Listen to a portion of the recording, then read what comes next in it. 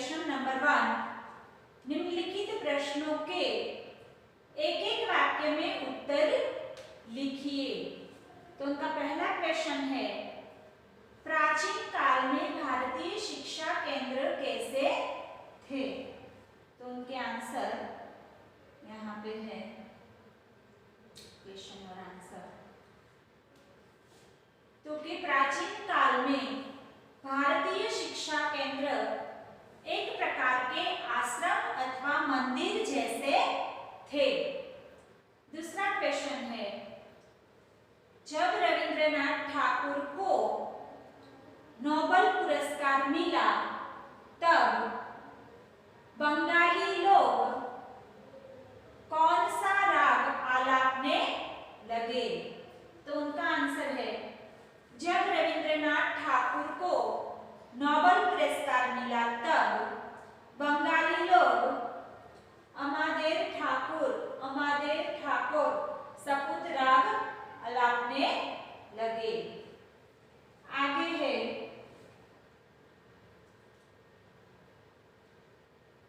Question number 3,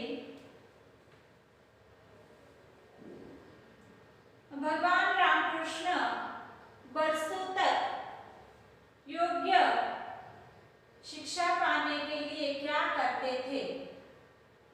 योग्य शिष्य पाने के लिए, हाँ शिक्षा नहीं सॉरी।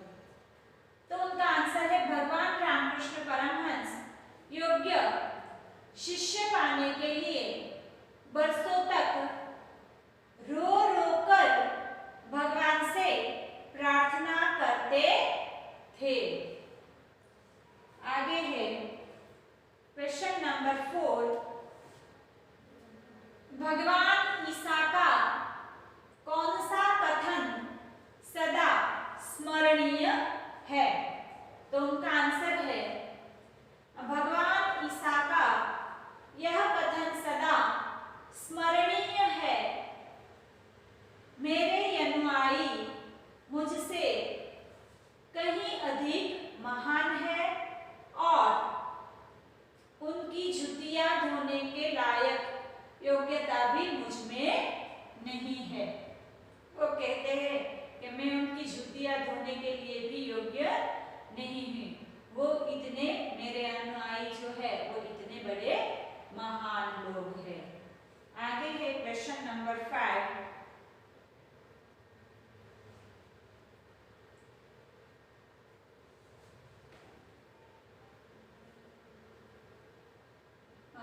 गांधी जी किन्हें अच्छे लगते हैं? तो उनका आंसर है, गांधी जी उन्हें अच्छे लगते हैं जिनमें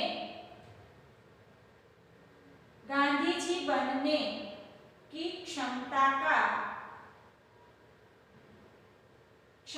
है और जो उनका अनुसरण करना चाहते हैं। अब आगे है क्वेश्चन नंबर 2, निम्नलिखित प्रश्नों के सविस्तार उत्तर लिखें। क्वेश्चन नंबर 2 यहाँ है,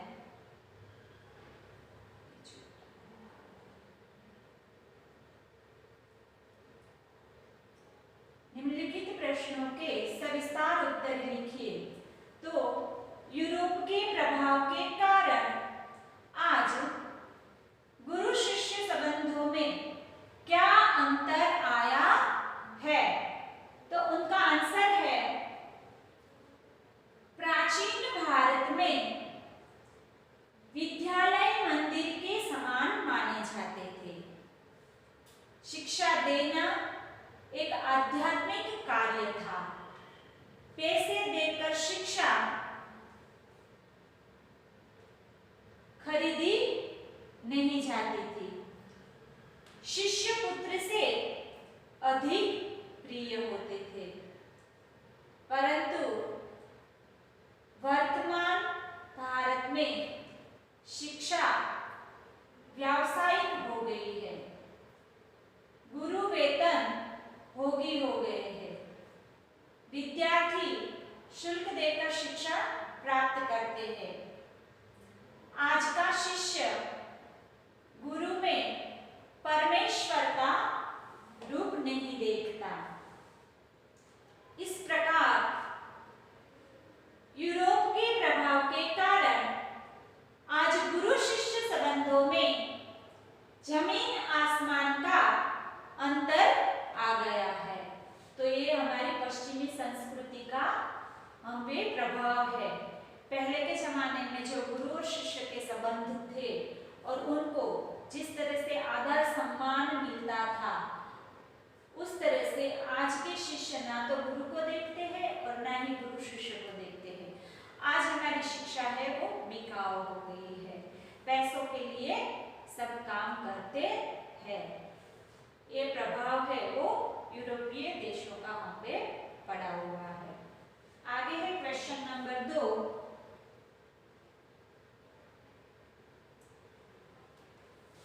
पुजारी की शक्ति मूर्ति में कैसे विकसित होने लगी? तो उनका आंसर है पत्थर की मूर्ति तो जड़ होती है, उसमें चेतना डालने का काम पुजारी करता है। मूर्ति की पूजा करने का अर्थ ही उसे चेतनवंत बनाता है। पूजा करते समय पुजारी की भावना में जितनी उत्कटता होगी, मूर्ति उतनी ही प्रभावशाली होगी। पुजारी की भाव पूजा की शक्ति से ही धीरे धीरे मूर्ति में शक्ति विकसित होने लगती है। क्या कहते हैं? जो एक क्वेश्चन है ना, क्वेश्चन है, एक क्वेश्चन देखो, क्वेश्चन नंबर 2। तो कि पुजारी की शक्ति मूर्ति में कैसे विकसित होगी? पुजारी की शक्ति वो मूर्ति में इस तरह से विकसित होगी कि जिस तरह से पुजारी उनकी पूजा करता है। वैसे मूर्ति है वो तो जड़ है, उनमें कोई चेतना नहीं है, पर पत्थर की मूर्ति को जब जड़ से चेतन बनाना है तो ये पुजारी काम करता है। मूर्ति की पूजा करने का अर्थ ही उसे चेतनवंत बनाने का है। वो जिस तरह से अपनी पूजा करता है उस तरह से वो मूर्ति को जीवंत बना देता है, और उनसे जो वो शक्ति प्राप्त होती है वही हमें उनके अंदर शक्ति दिखती है और वही शक्ति हम प्राप्त करते हैं, उनसे शक्ति मांगते हैं। आगे क्वेश्चन नंबर 3। विवेकानंद और रविंद्रनाथ ठाकुर को इस देश में अधिक महत्व कब मिला? तो उनका आंसर है विवेकानंद रामकृष्ण परमहंस के शिष्य थे। आरंभ में उन्हें भारत में महत्वपूर्ण स्थान प्राप्त नहीं हुआ था। वे जब अमेरिका गए और उन्होंने वहां नाम कमाया, तब भारतवासियों ने उन्हें सम्मान देना शुरू किया। इस प्रकार रविंद्रनाथ ठाकुर को यहाँ कोई नहीं जानता था। उन्हें जब नोबेल पुरस्कार से सम्मानित किया गया, तब बंगाल वासियों ने उनकी प्रतिभा पहचानी। वे बंगाल के नहीं, सारे देश के लिए गौरव बन गए। क्या हुआ? विवेकानंद और रविंद्रनाथ ठाकुर को इस देश में अधिक महत्व कब मिला? पहले तो इनका कोई महत्व ही नहीं था, पर जब विदेशी लोगों ने उनको सम्मान दिया, आदर दिया और वहां उनको इतना महत्व भी मिला, तब भारत देश में आकर उनको सम्मान मिलता है। तब भारत के लोग जानते हैं कि ये तो हमारे देश का व्यक्ति इतना महान है। बाहर वाले लोग जब उनको सम्मानित करते हैं, उनको महत्व देते हैं, तब हमारे देश के लोग उनको भी हमारे देश में महत्व देने लगते हैं। और उनको रवींद्रनाथ ठाकुर और विवेकानंद जी है, रवींद्रनाथ ठाकुर और विवेकानंद जी है, वो हमारे देश के लिए बड़े ही गौरवपूर्ण व्यक्ति बन गए हैं सारे देश के लिए।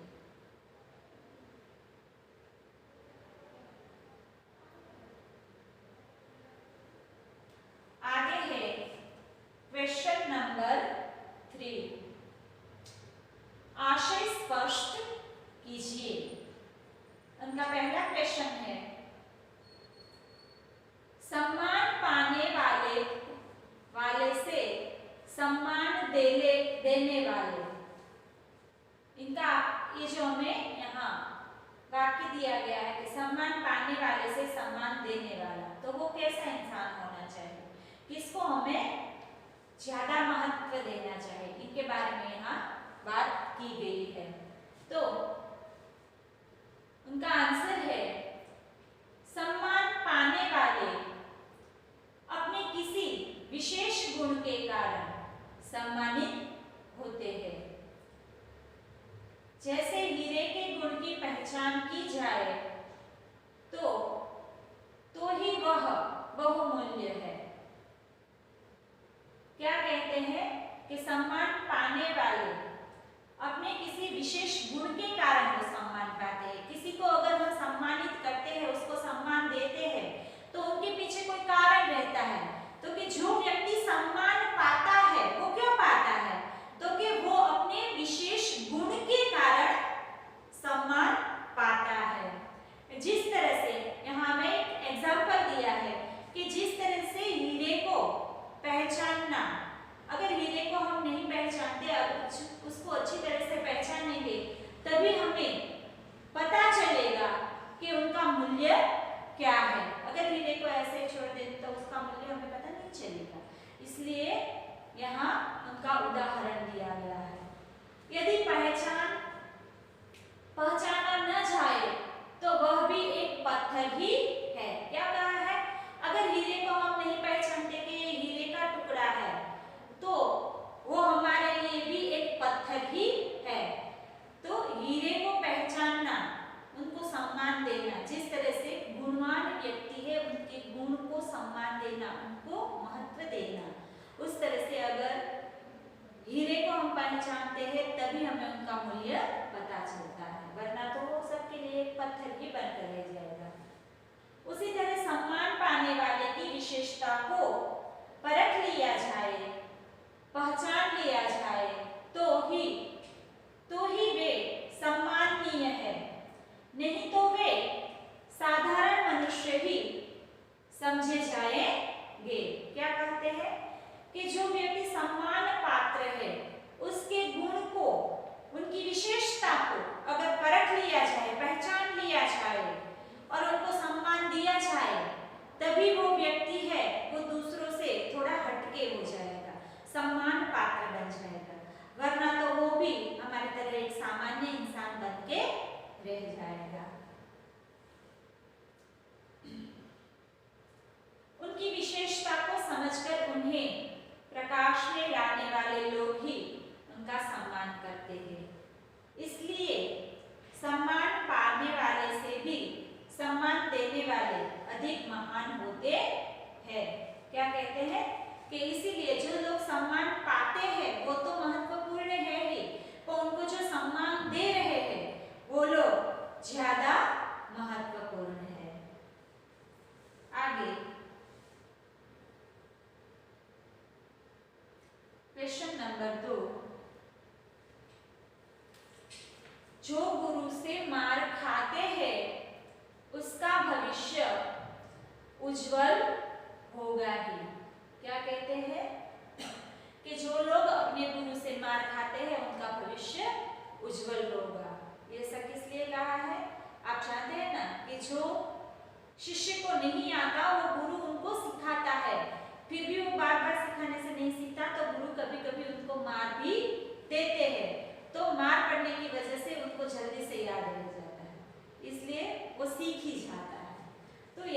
का तर्क हमें बताया है। उनका आंसर है पढ़ाई के लिए विद्यार्थी का ध्यान पढ़ाई में होना जरूरी है।